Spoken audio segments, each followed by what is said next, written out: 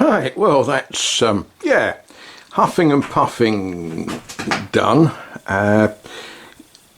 These boards, dowel, D-A-L-L-E, and if it's plural, got an S on the end of it. It's a flooring quality. When I bought the boards for the floors that I've been putting in, I knew that I would have a lot of extra bits and pieces of jobs to do, so I bought a complete stack of them. So I've still got quite a few left down in the barn, but we've thrown up some of them up there. Yeah, I must be getting old. Throwing 5 boards up there makes you puff a bit. But the whole purpose of that is to allow me to crawl about up there and install the wiring, and in 20 years time to allow someone else to get up there and replace the wiring or modify it or whatever. So that is the next job, working out where lights are going to go and where switches are going. And a lot of that revolves around where the bed is going to go. And I think there's going to be an uplighter about there, which means it's going to need a supply.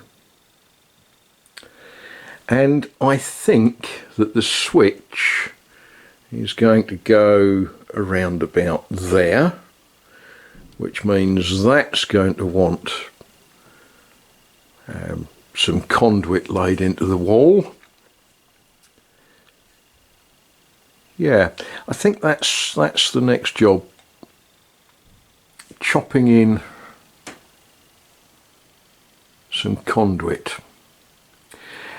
I've got a sort of aversion to buried conduit, because obviously once it's in the wall you might decide to drill a hole in the wall and you're going to punch straight through a cable, and it's a messy old job cutting grooves in walls, going through plaster.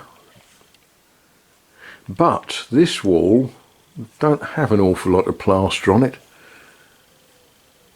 so yeah, we'll mark up, and then I'm going to make lots of mess and dust.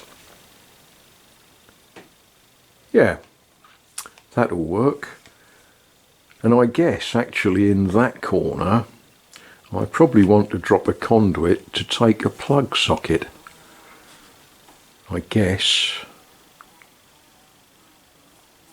Can't have too many plug sockets.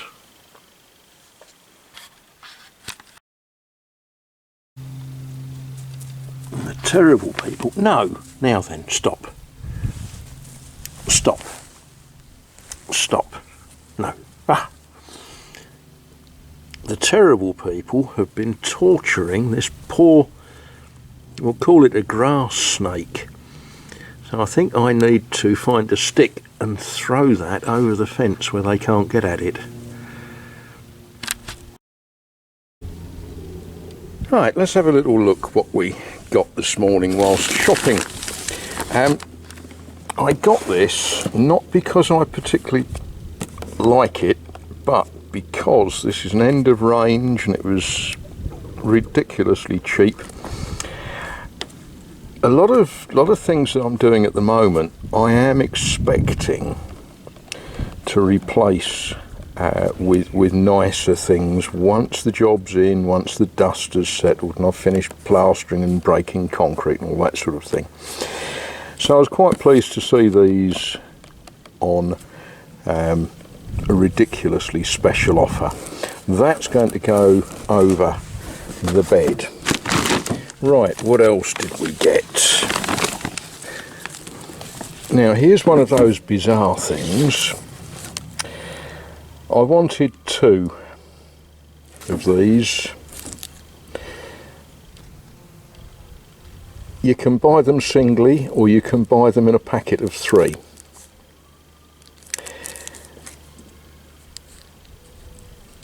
Two bought singly cost more than 3, so we've got 3 of those. I'm sure the other one will come in handy sometime. Oh look, attachés, yeah, that's useful for fixing.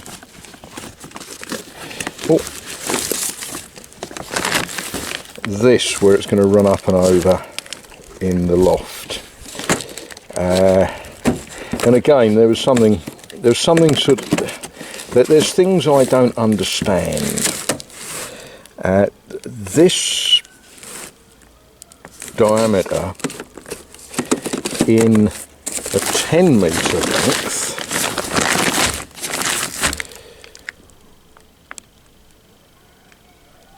was, yeah, it was cheaper than the slightly smaller diameter. I just do not understand how these pricings happen.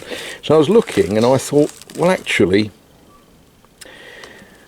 bigger at the point of installing it is better, because whilst I know what I'm going to stuff through it today, maybe in 5 years' time I might want to stuff something a bit bigger through it. And as this is going to go in under the plaster, I think being bigger is not a bad thing. Oh yeah, well, of course, one of those, always useful. And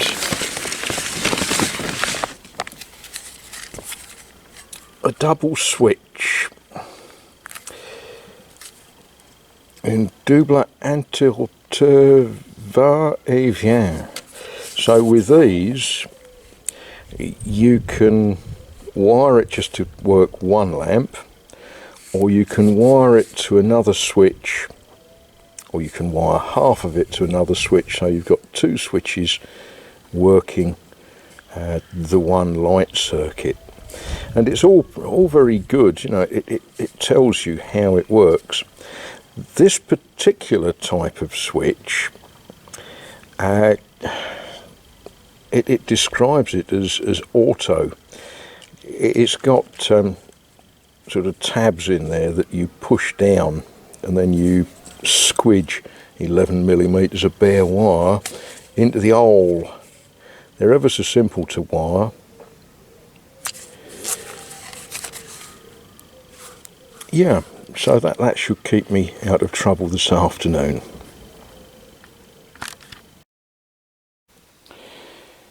Well now, how do we get up there to do wiring? Well, this was something I installed a little while ago, a few weeks ago. You know, this might be the stairway to heaven, mightn't it, really? And yes, we can... Oh, it creaks. It's got big springs, and that will allow me to get up here. Let's pull this board. That's it. It's me crawling boards.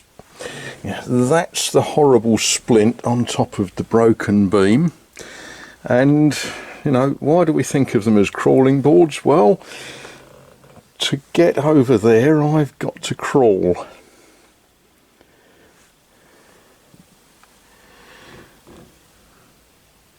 Not a job for people who don't like spiders. Yes, I could just throw some screws into some of these boards. Let's pull that. Oh, yeah.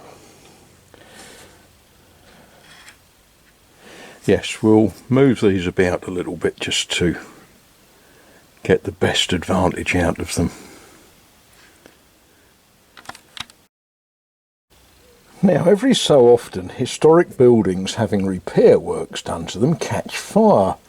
And you all sort of wonder how, don't you? Oh, I was going to say I've got a frog in my throat, but yesterday a French lady very kindly told me that we don't say that here. We say that I've got a cat in my throat. J'ai un chat dans ma gorge. Right, let's pop you where you can see why I'm going to set the building on fire.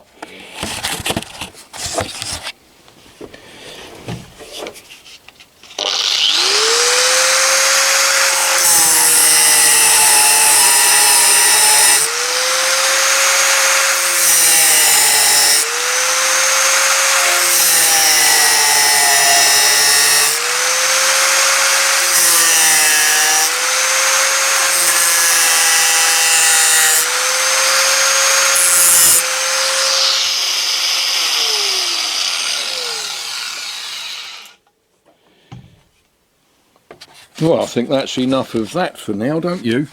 Yeah, nothing caught fire, so we're all right. How many of you have cut a stud and then picked it up? Well, there's the start of the electrical job. All I've done, I've cut a groove, a hole, pushed a box in, pushed some conduit in, pushed in some show. Yeah, in the morning we'll start running some wires. I won't get too carried away with that, because before I run wires to that I might as well cut in the conduit for the light switch, because that wants to go in and for the show to dry off before we start messing about with wires and what have you. Yeah, I think today we've made solid progress, I think.